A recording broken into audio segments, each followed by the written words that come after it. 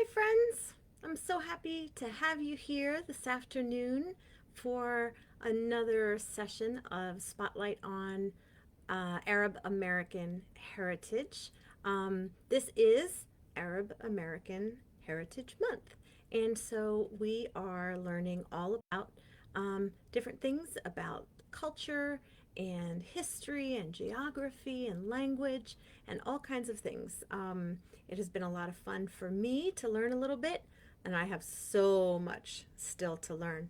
But I'm glad that you are on this journey with me as we learn together. So, welcome. I gotta figure out what I'm doing here. Um, if you, there we go. If you are watching live, I would love to give you a personal shout out. So, feel free to put your name in the comments. Last week, or no, I guess it was Monday evening, I figured out how to use Zoom to live stream from Facebook so that I could screen share. But I'm not able to do that today because our library account is being used for another program. So I won't be able to share my screen. I hope that you remember some of the things that I shared on my screen with you, like the map that shows a lot of the countries that are considered part of the Arab world, because we are going to talk about several things related to specific countries that are Arab countries. And we will get started and start with our first book, which is called Deep in the Sahara. And I have to move my camera. It's not working for me where it is. My camera is very, very close. It's like it zooms in and I can't get it to be farther away than it is. Anyway, let's read Deep in the Sahara by Kelly Kunane and Hoda Haddadi. And this is a really beautifully illustrated book, as you can tell probably just from the cover. And it is a wonderful story about this friend here learning something about her family, her culture, her faith, and their traditions that are all part of that. It takes place in the country of Mauritania, and that is one of the countries that's part of the Arab world. It's in northern Africa, and we are going to learn a lot just from this one book here today. All right, let's see. I want to make sure that I am showing you the pictures properly. Okay. Well, that's not much to see. Let's start here. Deep in the Sahara. Published by Schwartz and Wade Books. Deep in the Sahara, sky yellow with heat, rippled dunes slide and scorpions scuttle.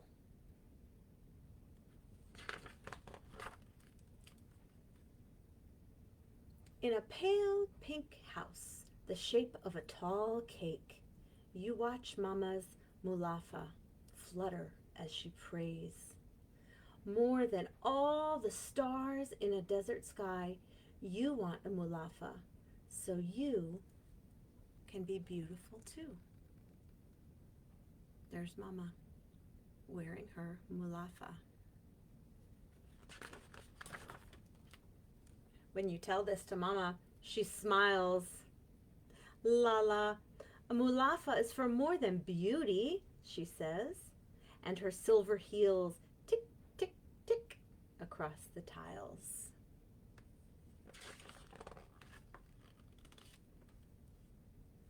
Boys in turbans on donkeys go.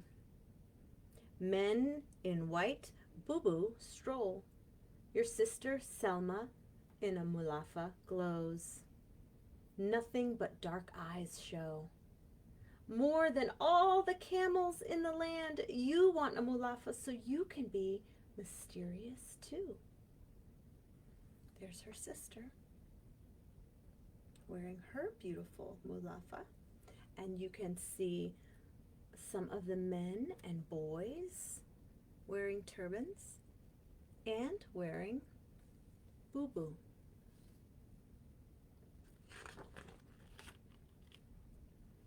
When you tell Selma, she laughs. Mulafa is for more than mystery, she says, as her flip-flops flip across the sand.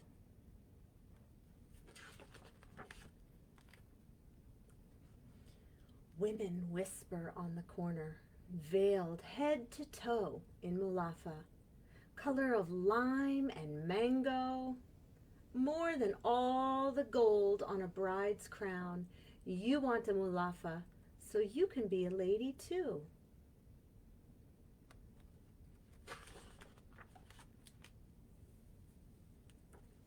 When you tell cousin Aisha, she pats you on the head as if you're still a child.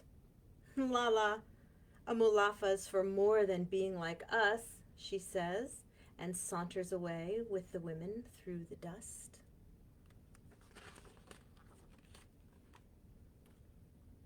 Trees of red flowers bloom with heat.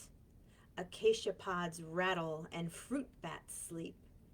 Grandmother sits on a cushion to brew tea. Her mulafa the robe of ancient royalty. More than all the mint leaves sold in the market, you want a mulafa so you can be like a long ago queen also.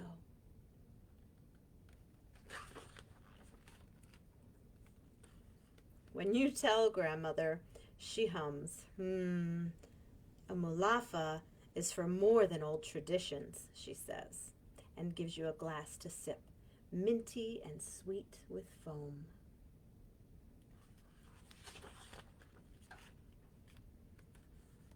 Goats waggle home to tents for milking, and everywhere in the air is the evening call to prayer. Men hurry to mosques, and all the women to quiet places to pray, except you. Mama, you say, more than all the dates in an oasis. Now, if you've been watching, maybe you remember Monday night we talked about dates, the sweet, chewy fruit that is used during the month of Ramadan. Sometimes it's the first thing eaten after a full day of not eating during the daylight. And it's the first thing you do at the end of the fast during Ramadan. You eat dates. But more than all the dates in an oasis, she says, I want a mulafa so I can pray like you do. Now you can see in this picture, the men are headed to the mosque to pray. And the women, you can see some of them in their windows. Trying to not have a glare here. Wearing their mulafa. They're praying. And here is where our friend is telling Mama how much she would like to have a mulafa and pray like her mama. Mama stops and looks at you.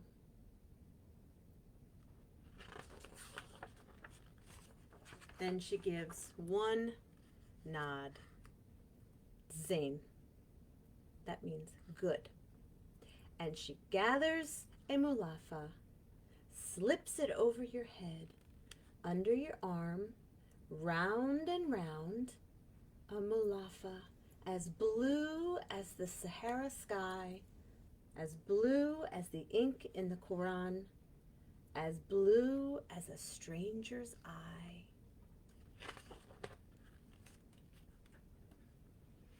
Well, hi, come, Mama says, and climbs the stairs as the round white sun is falling and the mosques are all calling. And so you take a little step, and then another, up, up, shway, shway, little by little, your mulafa rippling down your back and your arms and ankles like water.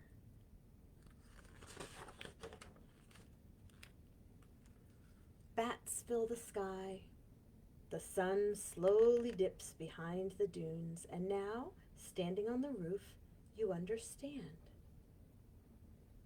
Do you see Mama and Lala? There they are together. A Mulafa is for beauty. A Mulafa is for mystery. A Mulafa is for tradition and belonging. But even more, it is for something else. I know what a Mulafa is for, you tell Mama. A Mulafa is for faith. And together you face east, your Mulafa fluttering behind like wings.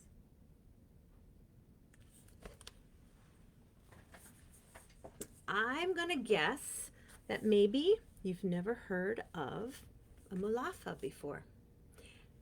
That is what all of these women are wearing. And there are, just like we learned in this book, several reasons that the women in Mauritania would wear a Mulafa. And one of them is very practical. It's because it's very dusty in the region where Mauritania is.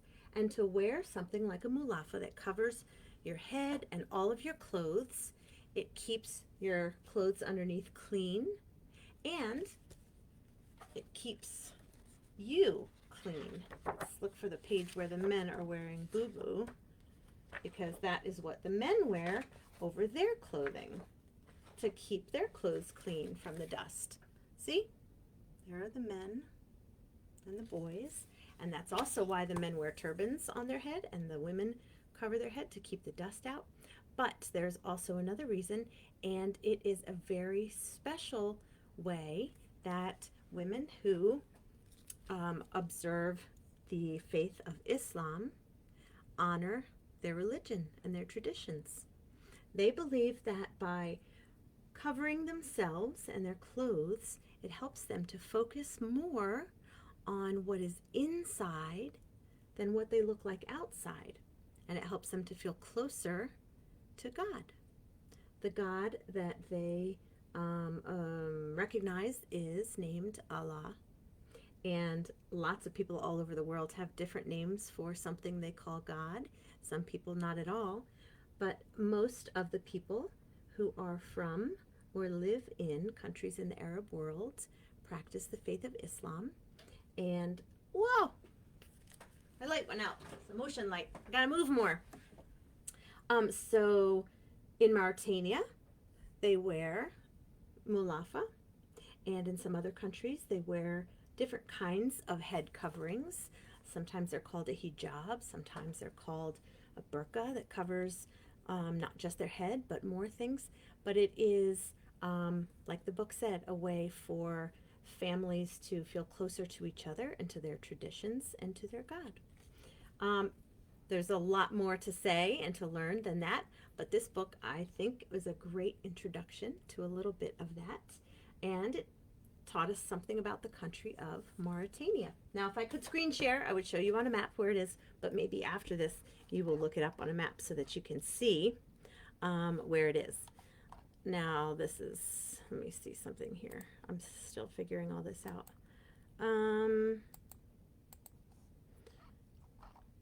I'm very happy that my friend, the Scarboroughs, are here today. Hello, Ada and family. We're glad you're here. Welcome. We learned some words that are not Arabic. The last couple weeks, we learned some Arabic words and phrases, but in this book, in the country of Mauritania, they speak a dialect of the language of Arabic. It is called, let me see if I get this right. I thought I wrote it down. Where did I write it down? So I would get it right. Yes. Hassaniya. It's a little bit like Arabic, but it's not exactly like Arabic. It is a dialect, a version of Arabic that they speak in Mauritania. And they also, many people speak one or more of the main African tribal languages, and many of the people there also speak French. Wow. Do you remember the first book we read about the little girl who was embarrassed by her mom speaking to her in Arabic, and her teacher told her how amazing and special it is to be able to speak more than one language? And that is the case for many people around the world. Um, I'm learning bits and pieces of different languages, but if you lived in Mauritania, chances are you speak more than one language. And so we have a long way to go. But some of those words that we learned in Hassaniya are about their clothing, the bubu that the men wear to cover their clothes. And we learned, of course, Mulafa, which is the beautiful fabric that the women wear to cover their heads and their clothes. Maybe you heard me say shwe shwe. Shwe shwe means little by little. Just the way our friend in the book was learning, little by little, shwe shwe, how to grow into a woman and to wear her mulafa. We also heard the word, this is an easy one, wahai means come. Her mom said, okay, it's time. Wahai, come upstairs and pray with me. And we learned the word good. Her mom said, zain. That's an easy one too. Means good. So you learned a few words. If you check this book out from the library, you can find those words in the back and their definitions, so you could practice those if you like. We are going to move from talking about clothing and from the country of Mauritania and about faith to talking about food, one of my favorite things. We are going to meet a friend named Salma, and Salma is a chef. This book is called Salma, the Syrian Chef. The story is by Danny Ramadan, and the art is by Anna Braun. And I am excited to share this book with you. The country of Syria is another country that is part of the Arab world. And we're going to find out what it is that Salma is cooking up. Salma, the Syrian Chef. This book is published by Anik Press. Here's our little chef friend, Salma.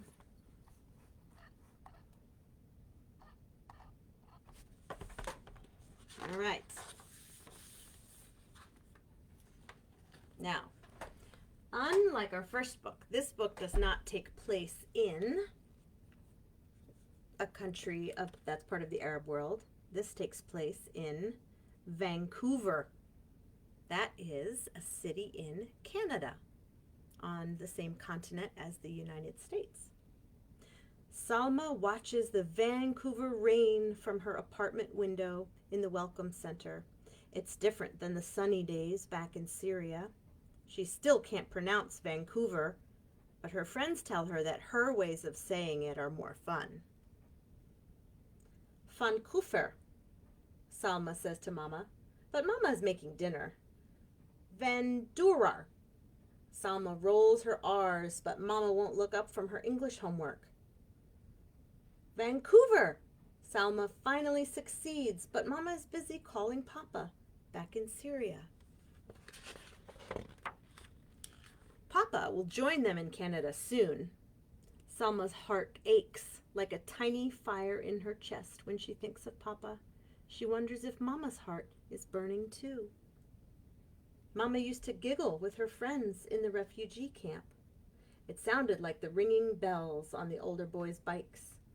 Now, after a long day of job interviews and English classes, Mama barely smiles when tucking Salma in.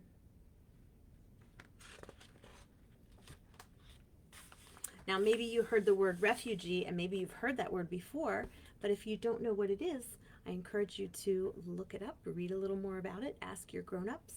A basic idea is that a refugee is a person who has to leave one country for some reason. Maybe it's not safe or it's not a good place for them to be, and go to another country.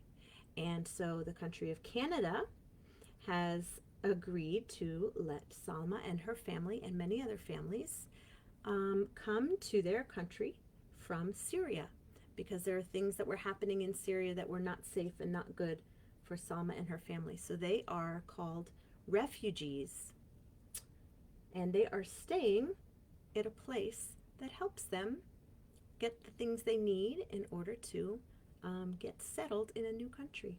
That's called the Welcome Center. Maybe you heard me read that too. Maybe if Salma can make Mama laugh, Vancouver will feel a little more like home. Salma draws Mama a clown balancing on a ball on top of an elephant. She tells Mama a knock-knock joke about bananas and oranges that she learned in language school. She even hides behind the fridge. She jumps out and screams, "Boo!"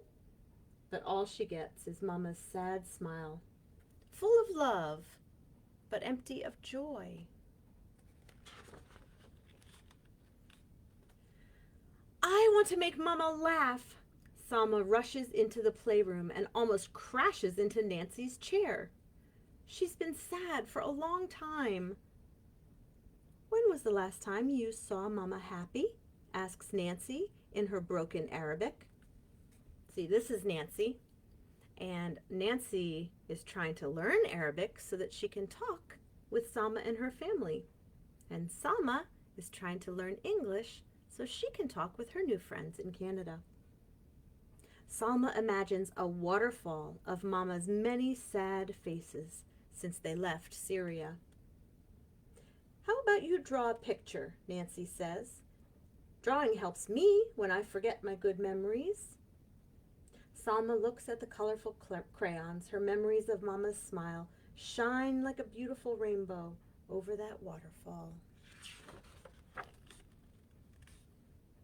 Salma draws her home back in Damascus, a yellow house with a garden surrounding it like a necklace.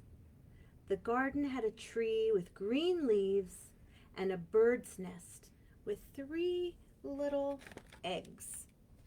Can you see Salma's drawing of her house? Isn't it beautiful?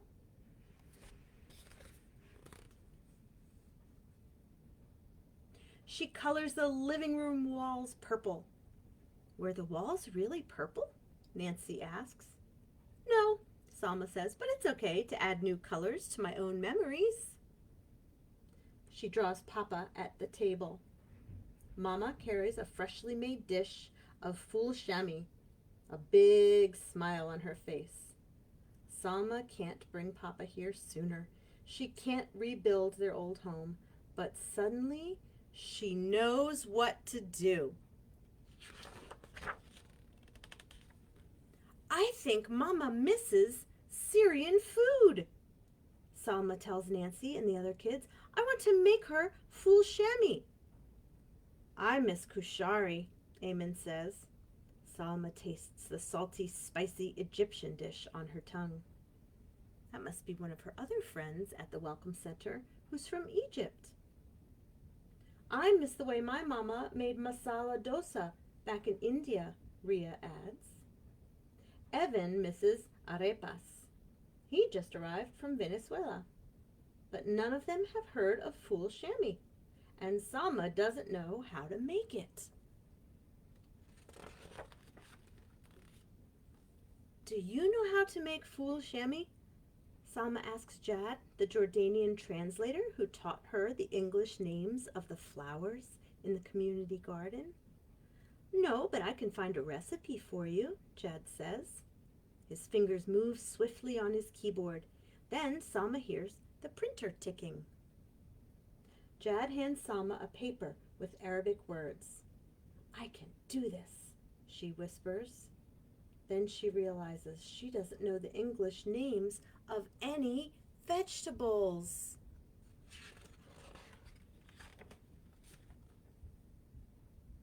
Salma reads the Arabic words. She's scared of looking silly in this new place where hardly anyone knows her language. The smell of crayon on her hands reminds her. I can draw the vegetables. Soon, she has all the drawings she needs. You see the vegetables that she drew pictures of? She didn't know how to write the words in English, but she knew how to draw what they look like. Aisha walks Salma to the supermarket so she doesn't have to cross the street alone. Salma likes Aisha. They play hopscotch in the Welcome Center, and Aisha brought her home-baked Somalian sweets. There are people from all over the world staying at this Welcome Center. Egypt, Somalia, India, Venezuela, Syria. Did I say Egypt? And Jordan?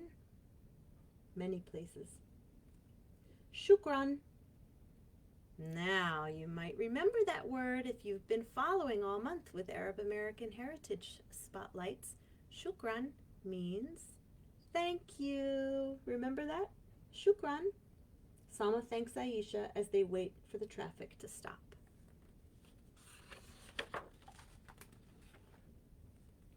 Back at the Welcome Center, Salma organizes her vegetables on the kitchen table. My mama won't be laughing at all if I use a knife, Salma tells Amir and Malik, who came together from Lebanon. There's another country that is also a part of the Arab world. Can you help me chop these vegetables? She blushes when Malik kisses away Amir's onion tears. Do you know about onion tears? Sometimes when you cut open an onion, it makes your eyes water like you're crying. But as you can see from Malik and Amir's tears, those are only onion tears because they're laughing. The three of them giggle until Salma realizes she forgot the spices. Mama likes sumac with her full chamois. Salma looks through the spice rack. Paprika is Papa's favorite spice, and Mama loves cardamom in her coffee. Pepper makes her sneeze, but she can't find sumac. Tears fill her eyes. This is the worst idea ever. It's too hard to cook Syrian food here. Salma's fingers shake. The spices get blurry and their smells mix together. Everything is ruined, Salma says between her teeth. I'll never make Mama laugh. I hear you're looking for sumac. Salma feels a warm hand on her shoulder. It's Granny Danya. I miss Persian cooking too, Granny says, handing Salma a tiny red jar. Family dinners back in Iran always made me happy. I'm mad that we had to leave home, Salma insists. I can't find sumac or speak Arabic to everyone I know.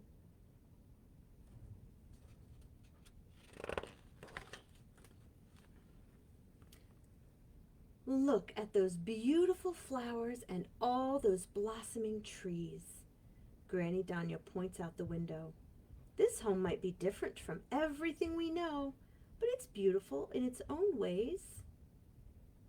This page is about what it looks like around the library right now. If you're watching from the southeastern Pennsylvania area, then you maybe are seeing things like this too right now in April. But that's not what it looks like in Syria. So Granny Danya is trying to help Salma appreciate the different kinds of beauty here. I gotta turn the light on again. There we go, magic light.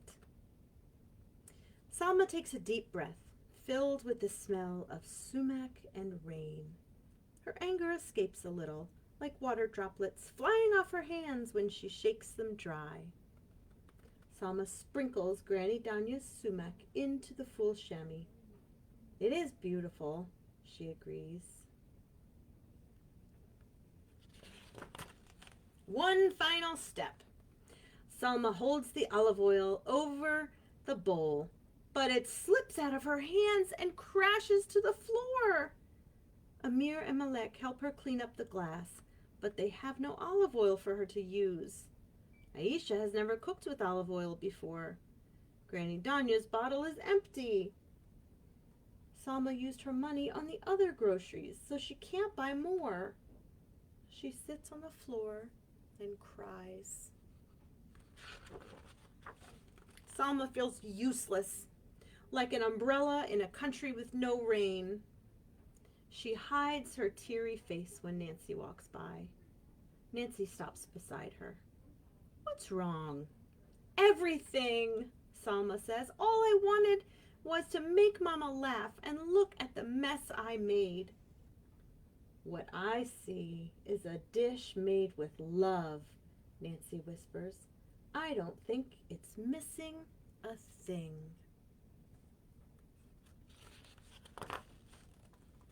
When Mama comes home that night, Salma blocks her way into the apartment. Don't be mad. Mama frowns. What happened? Salma opens the door. I couldn't find olive oil. On the table, a bowl of full chamois awaits. You made this for me? Mama asks.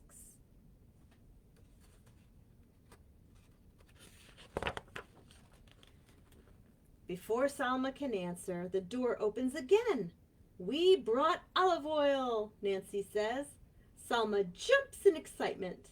And then Mama breaks into a long, sweet laugh, like the echo of bells. Mama, Salma says while Mama tucks her in that night, when I'm with you, I feel at home. Mama kisses Salma goodnight. Your smile is my home.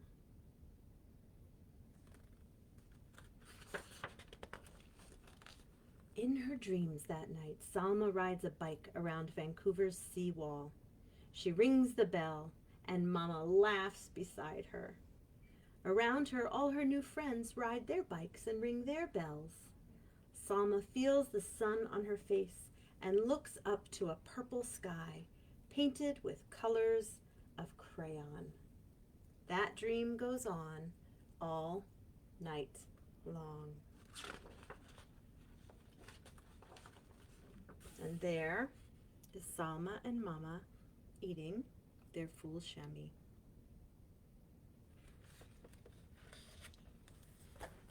So we learned a little bit there, my friends, about the Syrian dish called full chamois.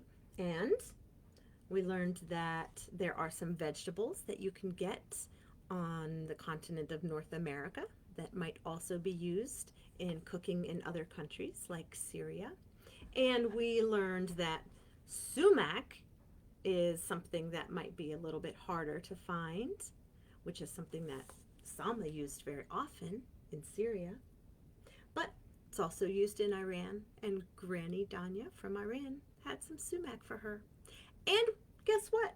Olive oil, you've probably heard of. Olive oil is something that many different countries use in their cooking.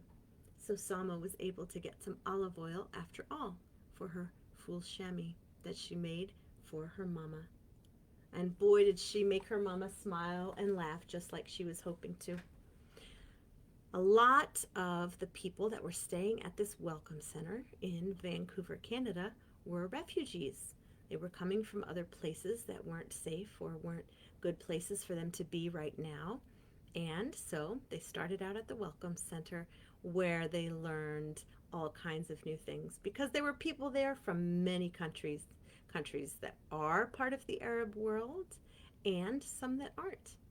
We have so much we can learn from other people, from people that came from different countries, from people that come from different families or different religions or faiths, all kinds of things we can learn from other people. And just like I said last time, there are some things that we have in common with all people and some things that are different.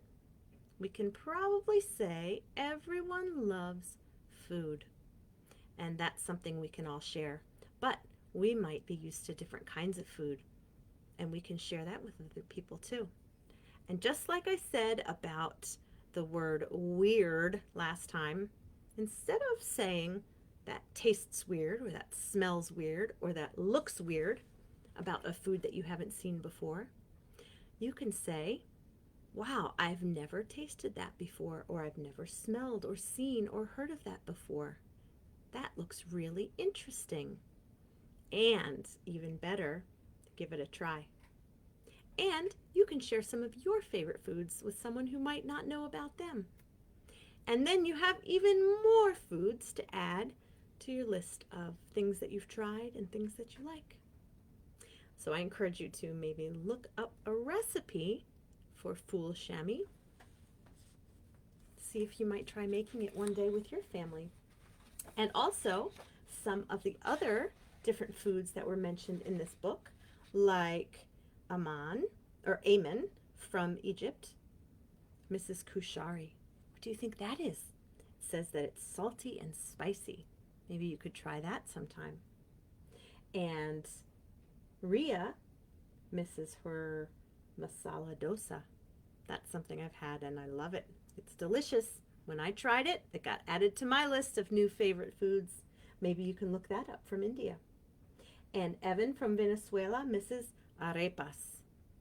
I haven't learned how to make arepas, but they are yummy. You should try that too. And fool chamois, of course. Lots and lots and lots of things that we have to learn. Let's see how much time we have left. Good, we have time because there's one more thing that I want to share with you, my friends, and it doesn't have to do with food, and it doesn't have to do with Mauritania. It has to do with sports, basketball in particular. I wonder what you wear if you are going to do some sports.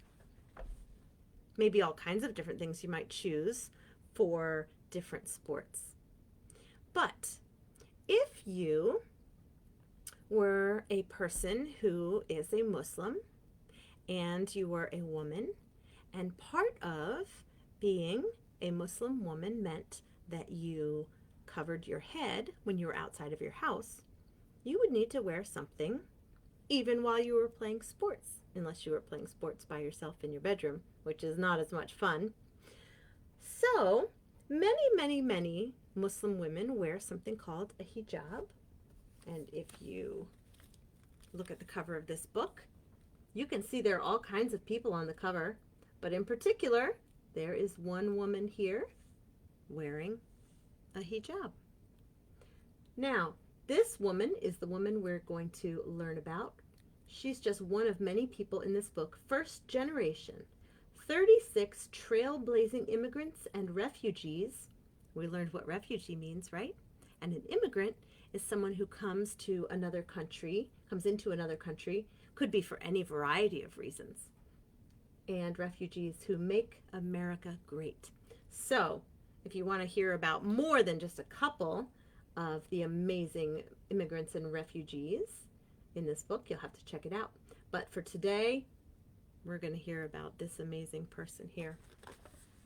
She is from the country of Somalia. And guess what? That's another country that's part of the Arab world. Her name is Fatima Hussein. And here's a picture of Fatima. You can see she's wearing a business suit, but she's holding a basketball, and she is wearing a beautiful hijab. Some people might think all of those things don't go together, but they do. Let's find out why. Fatima Hussein and her family escaped from a civil war in the country of Somalia when she was 6 years old. She and her sister joined a softball team in their new city of Minneapolis, Minnesota, that's in the United States, which helped them adjust to life as refugees in the United States. And you know what a refugee is. We learned that. Fatima is a refugee from another country, Somalia. But sports grew difficult as Fatima got older. Like many Muslim girls and women, she and her sister covered their entire bodies when outside their homes. The skirts, long-sleeve shirts, and headscarves made Fatima hot and uncomfortable when she played basketball and ran track. And girls were not encouraged to play sports as much as boys were. As a young adult, Fatima volunteered at a recreation center for Muslim kids in her neighborhood. Boys dominated the basketball court, while most girls stayed in the library or the computer lab. Fatima knew that one way girls can feel more confident and do better in school is by playing sports, so she began to schedule hours in the gym for girls only. But there was a problem. Culturally appropriate athletic clothes didn't exist, Fatima said. So what that means is that for girls and women like Fatima, who want to keep their head and the rest of their bodies covered, nothing was made for them that where they could do that and easily run around playing sports. That was a problem. So she and her young athletes met with students and teachers from the University of Minnesota, working to create comfortable knee-length tunics and matching leg wear. They also needed safe and breathable head coverings. Now, breathable doesn't mean the clothes can breathe like we do. It just means that air can go in and out so it doesn't get too hot. Traditional coverings, known as hijabs, are made of heavy fabric and can unravel during sports action. So Fatima contacted a tailor. That's a person that makes clothes. They tried 80 different fabrics and many styles before developing a form-fitting, sweat-wicking hijab. Sweat-wicking means it keeps the sweat off of you so you can be more comfortable. It has a built-in headband to keep it secure. And then, the reason Fatima is wearing a business suit is because instead of just creating that for herself and for the girls that she knew, she started a company. And they made these uniforms, the athletic wear, for Muslim girls and women all over to use. So she started a company called Asiya. Fatima finds great joy in seeing Muslim girls in her neighborhood on sports fields and courts. When girls are playing, the way they smile and the way they build relationships with one another just makes me happy, she said. Your religion and your clothes should not prevent you from being physically active. Fatima was just one of the 36 trailblazing people who was a refugee who was helping make America great. And if you check this out, you can find out about the rest of them too. We talked about a lot of different things today. We talked about food, we talked about clothing and religion and covering and family and refugees and sports. So many different things that helped us learn even more about the different culturally important things that we can appreciate from the Arab world. We have many, many, many Arab Americans living here in the United States. And what a more wonderful and rich life we will have if we get to know and learn more and more about them. And we should do this all the time, but especially because April is Arab American Heritage Month. Now is a perfect time to start learning a little bit more. I'm still learning a lot. So if anyone watches this and has some tips for me, some corrections on my facts that I might have not gotten right, or my pronunciation of things, or my understanding of anything, please teach me. Help me learn. And I hope that we at the library can help you to be lifelong learners too. Thanks, everyone. I will see you next week, Thursday at 4, or anytime after. You can watch the video after the fact too, for our final session of Spotlight on Arab American Heritage Month. Bye-bye.